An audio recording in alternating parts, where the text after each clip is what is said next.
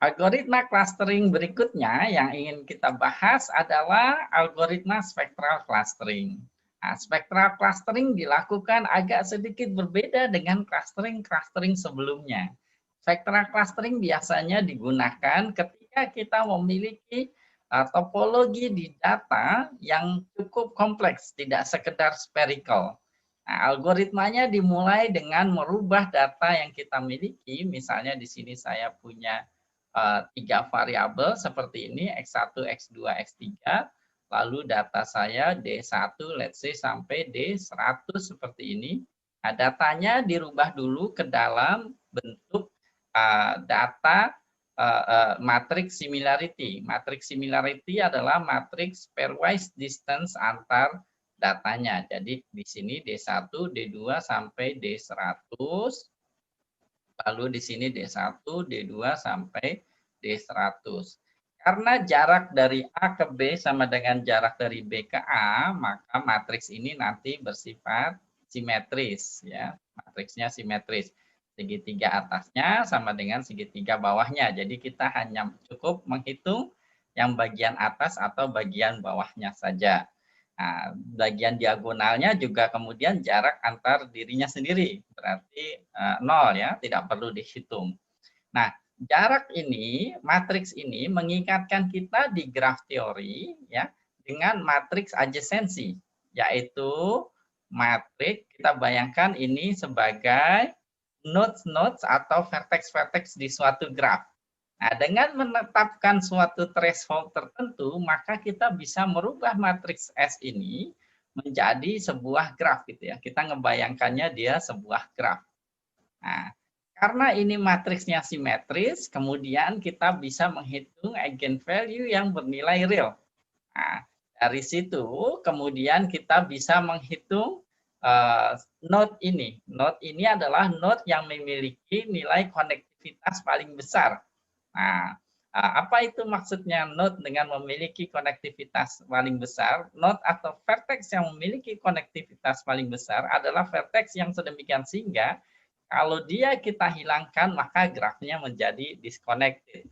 Nah, inilah kemudian yang akan membentuk cluster-cluster di data pada spectral clustering. Nah, tidak seperti K-means, kemudian spectral clustering mampu untuk mengcluster atau mengelompokkan data yang tidak berbentuk spherical, sehingga dia bisa kemudian seperti single linkage di hierarchical clustering, dia bisa mengcluster data yang memiliki topologi seperti ini. Sedangkan centroid linkages atau K-means biasanya akan menghasilkan yang seperti ini karena centroidnya ada di sini ya, maka itu klasternya, centroid berikutnya di sini, maka ini klaster berikutnya lagi. Nah, untuk kasus sederhana ini kita bisa melihat secara visual, tapi tentu saja dalam dunia nyata kita memiliki lebih banyak variabel, kita tidak mampu untuk kemudian melihat visualisasinya sejelas ini, seperti itu. Algoritma clustering yang terakhir yang kita bahas pada lesson kali ini dinamakan DB-scan. Berbeda dengan clustering yang sudah kita bahas sebelumnya seperti K-means, hierarchical clustering, dan spectral clustering, DB-scan digunakan biasanya secara spesifik untuk outlier detection. Lebih tepatnya kemudian adalah multivariate outlier detection. Nah, seperti apa multivariate outlier detection ini? Nah, saya gambarkan misalnya seperti ini. Misal saya punya data yang tersebar seperti ini, ya. Nah, kemudian saya memiliki sebuah data lain, ya, sebuah data lain. Let's say data tersebut berada di sini, berada di sini. Kalau misalkan ini adalah X1, lalu ini X2. Kalau kita melihat secara univariat, data ini misalnya menurut nilai X1-nya dia tidak terlalu spesial karena masih ada yang lebih kecil maupun lebih besar. Misalnya ini nilai X1-nya lebih besar, nilai X1-nya lebih kecil yang ini. Begitu pula kalau kita melihat secara parsial nilai X2-nya, Nah, ini lebih kecil, ini juga lebih besar. Sehingga kita gagal untuk kemudian melihat bahwa data ini berbeda dengan data yang lainnya. Tapi ketika kita melihat X1 dan X2 secara sekaligus, maka terlihat bahwa dia memisah ya dibandingkan data-data lainnya. Nah, ini maka adalah sebuah outlier atau lebih tepatnya adalah multivariate outlier. Nah, multivariate outlier ini banyak digunakan untuk fraud detection. Fraud detection, penipuan yang terjadi pada transaksi keuangan, transaksi di marketplace, dan lain sebagainya. Nah, itu tidak akan terdeteksi kalau kita hanya melihat secara parsial di setiap variabelnya saja, seperti itu. Nah, bagaimana dia dilakukan? Dia sangat mudah sekali algoritmanya.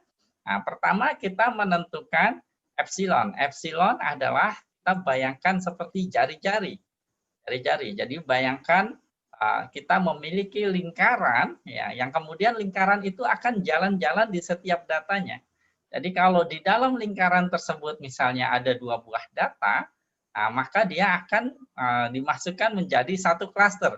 Lalu lingkaran ini akan terus bergerak terus selama dia menemukan kemudian data lainnya, nah dia masih satu klaster. Tapi kemudian kalau dia ketemu data lain di sini dan di dalam lingkarannya itu yang berjari-jari epsilon tadi, dia tidak menemukan data lain lagi di situ, maka kemudian data ini dilabeli -1 sebagai outlier. Dan seterusnya. Sehingga DB-Scan ini kemudian mampu mendeteksi ya, seperti tadi, ini disebutnya sebagai singletons, yaitu klaster-klaster yang hanya memiliki satu anggota. Nah, klaster-klaster inilah yang kemudian nanti disebut sebagai diduga sebagai outlier. Sebelum saya menutup lesson kali ini, sekali lagi saya ingin kemudian menekankan bagaimana di clustering atau unsupervised learning kita memiliki hasil yang begitu beragam. Nah, ini bergantung pada kemudian struktur atau topologi data di aslinya. Ya. Nah, kita menggunakan metode clustering apa, maka dia cenderung kemudian menemukan struktur yang bersesuaian dengan algoritma yang kita pilih. Oleh karena itu, kita harus benar-benar hati-hati dalam melakukan clustering atau unsupervised learning. Tidak hanya kemudian masalah bias dari tujuan clusteringnya, clustering juga kemudian memiliki tantangan computational complexity dan penggunaan memorinya. Sehingga hingga sampai saat ini masih banyak open research questions di dalam unsupervised learning, terutama terkait evaluasi juga.